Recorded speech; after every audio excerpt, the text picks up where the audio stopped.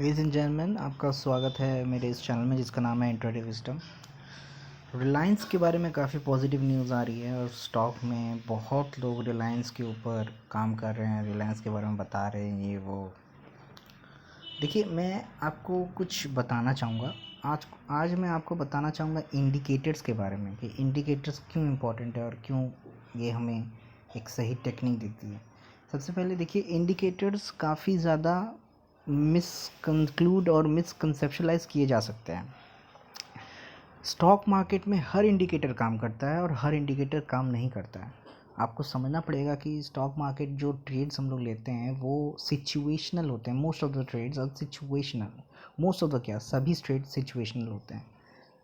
100% किसी का रेट नहीं होता। कोई भी इंडिकेटर का, कोई भी स्ट्रैटेजी का 100% रेट नहीं होता है।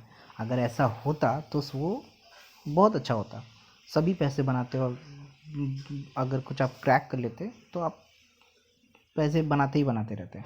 बट ऐसा होता नहीं है कि स्टॉक मार्केट में आप अगर बहुत अच्छे हो, अगर आप 10 ट्रेड में से 8 ट्रेड ले रहे हो और आपका 10 ट्रेड में से अगर आपका 8 ट्रेड हिट हो रहा है, आप प्रॉफिट में जा रहे हो, तो आपसे बड़ा करोड़पति इस दुनिया में कोई नहीं है। अगर आपने रिस्क टू रिवॉर्ड रेशियो में ये मैनेज किया है और रिस्क मैनेजमेंट को भी मैनेज किया है, ठीक है, फंडिंग को अपने अपने सही रखा है।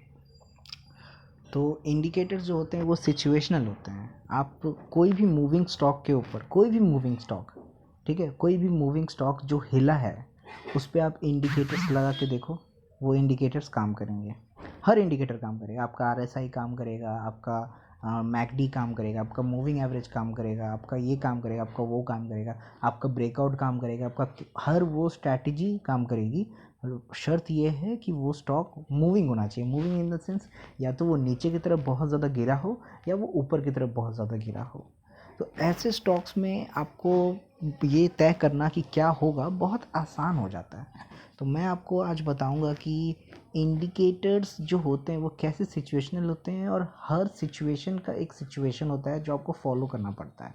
आपको समझना पड़ता है कि कहाँ पे क्या नहीं करना है और कभी भी एक कन्फर्मेशन लेके नहीं जाना है। हमेशा 2-3 कन्फर्मेशन लेके जाना चाहिए, तभी आप आगे बढ़ सकते हो। एक कन्फर्मेशन लोगे तो कुछ नहीं होगा। एक कन्फर्मेशन आपकी रिलायबिलिटी बहुत कम हो जाएगी। एक कन्फर्मेशन में आपको ज़्यादा रखना है कन्फर्मेशंस। तो जैसे देखो, मैं क्या क्या यूज़ करता हूँ इंडिकेटर्स के तौर पे। मैं यूज़ करता हूँ ये आरएसआई, ठीक है, मैं यूज़ करता हूँ ये स्टॉकिस्टिक्स, और मैं यूज़ करता हूँ ये स्टॉकिस्टिक्स विद एमटीएम, मतलब ईएमए, ठीक है। इससे मुझे पता चलता है कि मेरी स्टॉक के मूवमेंट्स कैसे हैं। अब आप देखो, रिलायंस में अगर आप नोटिस करोगे तो रिलायंस पिछले कुछ दिनों से एक ही जगह पे अटका हुआ है, ठीक है। रिलायंस में ज़्यादा मूवमेंट नहीं है। There is no fall in Reliance and there is no rise in Reliance as well. मगर रिलायंस इस समय इस डेट पे रिलायंस ने अच्छी खासी मूव दिखाई थी और अपने हाई लो ब्रेक पता नहीं क्या क्या तोड़ा था। अब आप इधर आइए, देखिए इधर आरएसआई ने, मैं बात एक एक इंडिकेटर की पहले बात करता हूँ, ठीक है। पहले हम बात करते हैं आरएसआई। देखिए इधर आरएसआई ने इंडिकेट किया, नीचे टच किया आरएसआई ने, और यहाँ पे एक बहुत शार्प इंडिकेशन है, ठीक है। अभी आपको ये शार्प दिख रहा है, मगर जब ये बन रहा होगा ना तब शायद इतना शार्प ना हो, क्योंकि इंडिकेटर्स मार्केट क्लोज होने के बाद बहुत सुंदर लगते हैं देखने में, बट अक्सर मार्केट के दौरान ये आपको कंफ्यूज करते हैं। तो इसीलिए इंडिकेटर्स को एज अ फिल्टर इस्तेमाल कीजिए। इंडिकेटर्स कभी भी आपको कोई भी स्टॉक बाय या सेल करने के लिए मजबूर नहीं कर सकते। ठंडा हो गया तो ना कुछ दिया नहीं है पानी।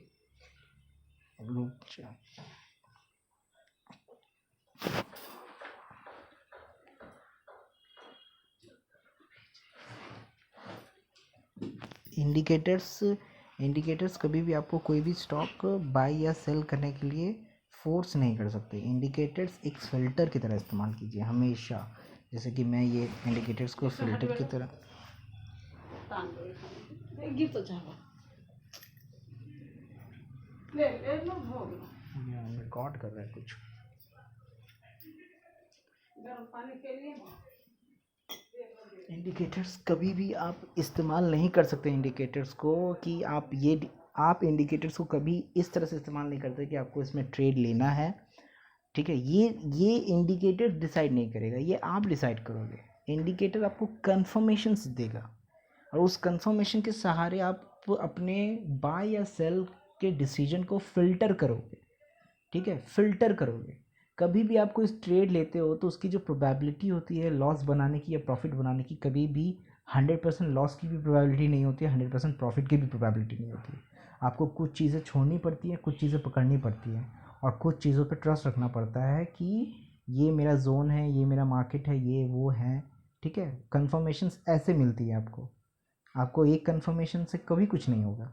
मैं तो कहता हूँ कि आप 2-3 कन्फर्मेशन से भी कुछ नहीं होगा। अगर आपको प्राइस एक्शन और आपको ये नहीं पता है कि प्राइस एक्शन क्या होता है, आपको ये नहीं पता है कि लेवल्स क्या होते हैं, आपको ये नहीं पता है रेजिस्टेंस क्या होता है, सपोर्ट क्या होता है, पैटर्न्स क्या होते हैं, बहुत कुछ पता होनी चाहिए, तभी आप पैसा बना सकते हो कंसिस्टेंटली। वरना एक दिन आपके पैसे बनेंगे, अगले दिन नहीं बनेंगे।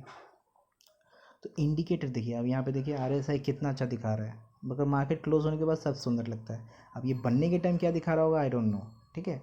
तो मेरा कहना ये मतलब है, ये इंडिकेटर मैं कैसे करता हूँ, मैं RSI देखता हूँ, पहले मुझे एक इंडिकेशन दिया है यहाँ पर बाय का, ठीक है।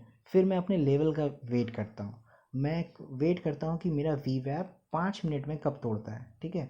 हमेशा याद रखिए कि छोटे जितने भी जोन्स होते हैं, छोटा जितना भी टाइम फ्रेम होता है ना, छोटा टाइम फ्रेम हमेशा इस्तेमाल कीजिए एग्ज़िट और एंट्री करने के लिए। आप इसमें पैटर्न ढूंढने की तलाश मत कीजिए। 5 मिनट तब भी ठीक है, आप इसमें पैटर्न ढूंढ सकते हो, बट कभी भी 5 मिनट या 1 मिनट के कैंडल में पैटर्न ढूंढने की कोशिश मत करना, क्योंकि आप मार खा जाओगे, आपसे गलतियां होंगी, ठीक है। आप अगर 1 मिनट का कैंडल देख के अगर ट्रेड करोगे तो 1 मिनट का कैंडल बहुत हिलता है। एक कैंडल नीचे है, एक कैंडल ऊपर है, एक कैंडल उससे ऊपर है, एक कैंडल उससे नीचे है, तो प्राइस कहाँ जा रहा है यू डोंट नो। प्राइस को कहीं जाने दो, फिर कंफर्मेशन लो, उसके बाद बाय या सेल करने की कोशिश करो, तभी जाके आपको समझ में आएगा कि आप क्या कर रहे हो। अब यहाँ पे देखो 5 मिनट के कैंडल पे देखो, हम लोग थोड़ा पीछे आते हैं, हाँ यहाँ पे देखो, यहाँ पे मुझे 5 मिनट के कैंडल पे एक ब्रेकआउट मिला है, ठीक है। मेरे VWAP को चीरते हुए निकल जा रहा है कैंडल, ऊपर में क्लोजिंग भी दे रहा है, तो इसका मतलब मैं इसे एक कन्फर्मेशन समझ सकता हूँ, मगर मैं फिर भी वेट करूँगा। एक पीवट पॉइंट को तोड़ा, मेरे एक पीवट पॉइंट को भी तोड़ दिया है इसने।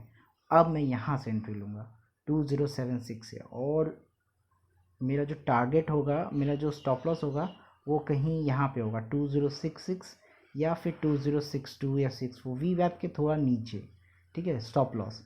और मेरी टारगेट जो होगी वो नेक्स्ट VWAP होगी, अगर उसको क्रॉस कर देता है तो, ठीक है। तो नेक्स्ट VWAP 2076 पे मैंने इसको बाई किया, ठीक है, और ये गया 2095। अब मेरी बात समझो, 768696 मेरे को 1% इसने दे दिया, मगर इसने दिन का जो हाई है वो भी ब्रेक किया है, ठीक है। अब मेरा जो टारगेट है, अगर ये पिवट पॉइंट ये फिर से क्रॉस करता है तो मैं इस पर फिर से एंट्री लूँगा, ठीक है। मैंने यहाँ पे एंट्री करी 2094, क्योंकि मुझे एक ऊपर में क्लोजिंग मिल गई, 2094 पे एंट्री किया मैंने, और ये लेके चला गया 2022, ठीक है, 24 पॉइंट्स, ठीक है। उसके बाद यहाँ से देखो टूटना शुरू हुआ, मैं अगर इस पिवट पे भी रखता तो मेरे को 14 पॉइंट मिल चुके थे। फिर मैं इस पर घुसूँगा अगर मुझे ऊपर में पिवट क्लोजिंग करते हुए दिखेगी, ये मेरा एसएल होगा, ठीक है, बड़ी एसएल लगाऊंगा नहीं, ये पिवट मेरा एसएल होगा। अगर मैं यहाँ से एंट्री कर रहा हूँ तो 2013, और ये मेरा होगा टारगेट। बस इतना ही टारगेट रखना है। उसके बाद अगर पिवट के ऊपर निकल जाता है, मुझे नहीं चाहिए, मुझे कुछ नहीं चाहिए। ऊपर अगर क्लोजिंग दे देता है, क्योंकि देखिए तब मार्केट बंद भी होने वाला है, 2:30 बज चुके हैं, अगर क्लोजिंग दे देता है ठीक है, वरना मैं इसके नीचे ट्रेल करते करते निकल जाऊंगा। मान लीजिए मैंने यहाँ से बाई किया, ठीक है, 2013, अब मार्केट ऊपर जा रही है, अगले पिवट को टच कर गई है, आपको 2013 आपको 10 पॉइंट मिल चुके हैं, आप ऑलरेडी 2 बार 20 पॉइंट ले चुके हो, 40 20 20 40 और 13, आपको 53 पॉइंट मिल चुके हैं। आप क्या बच्चे की जान लोगे? मगर फिर भी अगर आपको ट्रेल करना है तो आप इस पर बैठो, इस कैंडल के ऊपर आप ऐसे लगाओ, फिर ये जब ऊपर चले जाए, आपको जब ग्रीन कैंडल एक बनना शुरू हो जाए, आप इस कैंडल के ऊपर एक एसएल लगाओ, फिर जब ये ऊपर चले जाए आप इस कैंडल के ऊपर एसएल लगाओ। एसएल ऐसे ऐसे ट्रेल करते करते आपको कुछ ना कुछ एक भाव ज़रूर मिलेगा मार्केट में एंड में, और आप एंड में प्रॉफिट में रहोगे। देखो मार्केट अगर 50 पॉइंट हिलती है शुरू से लेकर अंत तक, तो आप हमेशा याद रखो कि आप कभी भी 50 पॉइंट नहीं ले पाओगे। It's impossible. It is irrational. It is not required even. Why would you take? Why would you go for 50 points? You must decide what you need. देखो, ये एक बहता सागर है या बहता समंदर है या बहती नदी है.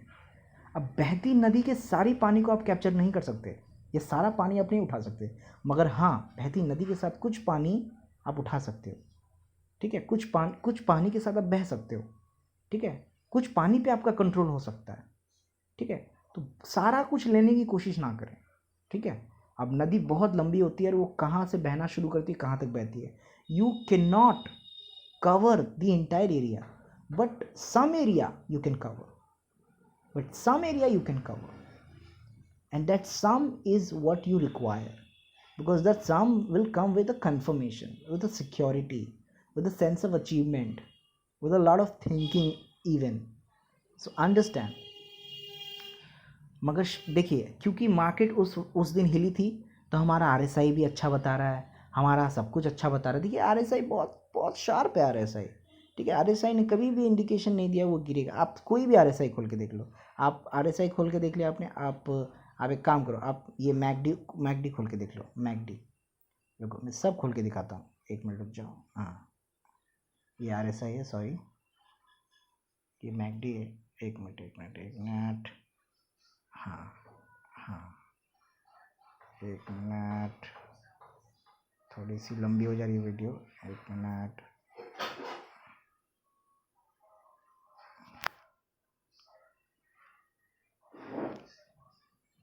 देखो, यहाँ पे मैकडी ने भी क्रॉस ओवर दिया हम लोगों को. ठीक है, यहाँ पे फॉल का इंडिकेशन आया है मगर गिरा नहीं है. मैकडी ने अच्छी इंडिकेशन दी है और स्ट्रेट अवे प्राइस ऊपर चली गई है. ठीक है, आप यहाँ पे देखते रहो. इस जगह पे मैकडी ने फॉल करना शुरू किया है, मतलब अगले दिन, तो उसका कोई मतलब नहीं बनता है. मगर मैकडी ने यहाँ पे इंडिकेशन दे दिया. मैकडी बोल रहा हूँ, स्टॉकेस्टिक्स में. अब हम बात करते हैं इसकी. ओह, इसने तो बहुत अच्छा इंडिकेशन दिया. ओवर सोल्ड हो चुका था, यहाँ पे क्रॉस ओवर हुआ, यहाँ पे ओवरबॉट भी हुआ, मगर वहाँ पे बहुत देर तक प्राइस रुकी. उसके बाद और प्राइस ऊपर गई, और इसे कहते हैं डाइवर्जेंस. प्राइस एक ही जगह है फिर भी वो ऊपर जा रही है, मतलब ये डाइवर्जेंस है. देखिए, आप नीचे आई है प्राइस 2 बार, मगर हर बार जब नीचे आई है प्राइस, आप देखिए यहाँ पे ये जब प्राइस टूटी थी तब ये नीचे आई, ये देख रहे हैं ये पॉइंट, और फिर प्राइस ऊपर जाके जब टूटने लगी तो फिर ये पॉइंट आया. मगर दोनों जगह जब प्राइस टूटी, मगर इसका जो वैल्यू है उसमें कोई ज़्यादा तब्दीली नहीं आई, कोई डाइवर्जेंस नहीं दिख रहा है मुझे. देखिए, दोनों सेम जगह पे. इसका मतलब क्या, मार्केट में अभी भी स्ट्रेंथ कायम है. आप टिक सकते हो, आप रुक सकते हो. ये सब कुछ तरीके हैं, ये सब कुछ शॉर्ट फॉर्म है जिससे आप मार्केट समझ सकते हो. मार्केट क्लोज होने के बाद सब कुछ बहुत अच्छे से समझ में आता है, बट मार्केट जब खुला रहे तब समझना ये बहुत मैटर करता है. तो आपने ये समझा. और जब भी कोई भी दिन का जब हाई तोड़ता है या ये टूटता है, ये पिवोट पॉइंट्स बहुत इंपॉर्टेंट होते हैं. ये पिवोट पॉइंट्स आपको ये बताते हैं कि सबसे पहले बात, ये सब देख के मेरे को एक कंफर्मेशन मिला. ठीक है, फिर मैंने पिवोट को देखा कि पिवोट ब्रेक हुआ है कि नहीं, उससे मैं डिसाइड करता हूँ अपना एंट्री. क्योंकि मैं कहीं से भी घुस के कुछ भी नहीं ले सकता, मुझे एंट्री अपनी स्पेसिफाई करनी होती है. तो पिवोट पे मैं एंट्री लेता हूँ. जब वीवैप और पिवोट पे मैं एंट्री लेता हूँ, वीवैप मुझे हेल्प करता है फ़िल्टर करने पे. ठीक है, और अगर वीवैप एक ऐसा चीज़ है कि अगर आप मान लीजिए एंट्री कर लेते हैं और आपके लॉस होने जा रहे हैं, तो वीवैप आपका लॉसेस को भी फ़िल्टर करता है. ठीक है, क्योंकि वीवैप पे अगर आप हमेशा अपना लॉस रखोगे, तो अगर आपको अच्छी ट्रेड मिल चुकी है तो आपके प्रॉफिट होने के चांसेस हमेशा बढ़ जाते हैं. पिवोट आपको बताता है कहाँ पे एंट्री करना है, कहाँ तक जाना है.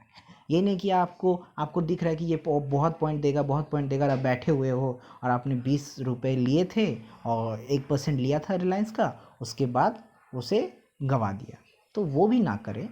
आपको पिवोट बताता है कि कहाँ कहाँ रेजिस्टेंस है, कहाँ कहाँ सपोर्ट है. पिवोट का मतलब, ऊपर का पिवोट का मतलब ये नहीं होता है कि वो रेजिस्टेंस का काम कर रहा है, नीचे का पिवोट का मतलब ये नहीं होता सपोर्ट का काम करता है. प्राइस जब ऊपर से नीचे मारती है तो वो हमारा बन जाता है सपोर्ट. प्राइस जब ऊपर से नीचे से ऊपर मारती है तो वो हमारा रेजिस्टेंस बन जाता है, चाहे वो एक ही पिवोट क्यों ना हो. तो पिवोट पे एंट्री एग्जिट्स इस तरह से हमें काम आती है. ठीक है, अब यहाँ पे देखिए, अब मैं आपको बताता हूँ. यहाँ पे देखिए, यहाँ इस जगह पे एक ब्रेक थ्रू मिला था अगले दिन.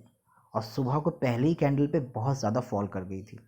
मगर प्राइस अगर आप देखें, अगर आपने इसके नीचे, क्योंकि यहाँ पे कोई पिवोट है नहीं, तो पिवोट नहीं होने के कारण यहाँ पे कोई रेजिस्टेंस और सपोर्ट हमें मिल नहीं रहा।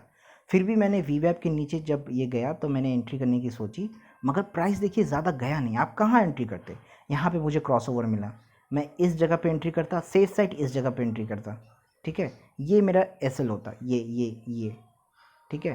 तो अगर मैं अच्छे प्राइस से भी एंट्री करता 2132, ठीक है, तब भी मुझे 10 रुपये मिले, ठीक है। और 10 रुपये के लिए मैं मार्केट में नहीं आया हूँ। मुझे मार्केट में अगर थोड़ी सी भी, हाँ, अगर मार्केट 10 रुपये दे रही है, मैंने सौदा लगा दिया है, तो मैं ट्रेल करके कुछ भी लेके निकल जाऊँगा, क्योंकि लॉस से अच्छा तो कुछ पैसे है ना।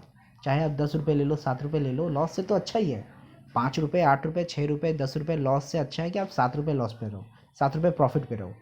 तो यही मैं प्रेफर करता हूँ। हालांकि बहुत टाइम हो गई है, आप देखिए वीडियो थोड़ा लंबा बन रहा है, मगर यहाँ पे देखिए इतनी अच्छी ब्रेक थ्रू, इतनी अच्छी इंडिकेशन देने के बावजूद भी प्राइस आपका ज़्यादा फॉल नहीं हुआ, और यहाँ से फिर प्राइस बिगड़ने लगा। फिर यहाँ पे एक इंडिकेशन दिया बाई का, ठीक है, तब भी देखिए ज़्यादा ऊपर नहीं गया, क्योंकि पीवोट सपोर्ट में नहीं है, पीवोट नहीं है हमारे पास, ठीक है। ठीक है, आपको इंडिकेटर्स हमें हमेशा बताएंगे, और वो मार्केट में इंडिकेटर्स जब बनते हैं ना, तब वो मार्केट में बनने के टाइम और बनने के बाद दोनों बहुत अलग होते हैं। आप कभी इंडिकेटर्स को बनते हुए देखिएगा प्राइस के साथ, देखिएगा आपको कुछ समझ में नहीं आएगा इंडिकेटर्स क्या बता रहे हैं। हाँ, मार्केट ख़त्म हो जाने के बाद बहुत सुंदर लगते हैं देखने में, बट ख़त्म हो जाने के बाद, ख़त्म हो जाने के पहले वो कुछ नहीं बता पाते हैं। तो यही सब चीज़ आपको समझनी पड़ती है, आप समझते हैं तभी। देखिए यहाँ पे कितना प्राइस हिला है, एक ही जगह पे रेंज बाउंड हुआ, पता नहीं क्या क्या प्राइस ने किया, और फिर थोड़ी प्राइस नीचे भी आई, तो नीचे आई तो देखिए नीचे जब आई तो एक अच्छी सी क्लोजिंग दी उसने। आप जब बार बार वीवैप नीचे आएगा, तब आप क्या बार बार उसको सेल करने की सोचोगे? नहीं, बार बार वीवैप ऊपर जाएगा तो बार बार उसको, आपको एक लेवल के नीचे सेल करना है, एक लेवल के ऊपर बाई करना है, और वो लेवल डिसाइड करता है ये इंडिकेटर्स नहीं, रेजिस्टेंस एंड सपोर्ट। आपको देखना है कहाँ प्राइस आके बार बार लग रहा है। वो क्लास भी मैं दूंगा, मगर नेक्स्ट वीडियो पे। वीडियो बहुत लंबी हो चुकी है, अभी मैं आपको यही बताना चाहता हूँ कि इंडिकेटर्स पे हमेशा ट्रस्ट ना करें, हमेशा एक तरफा ना रहे। कन्फर्मेशंस और फिल्टर के लिए इंडिकेटर्स को इस्तेमाल करें। इंडिकेटर्स फिल्टर करते हैं आपके स्टॉक के ट्रेड को करने या ना करने के लिए, मगर इंडिकेटर्स कभी भी 100% नहीं होते हैं। Thank you for watching this video.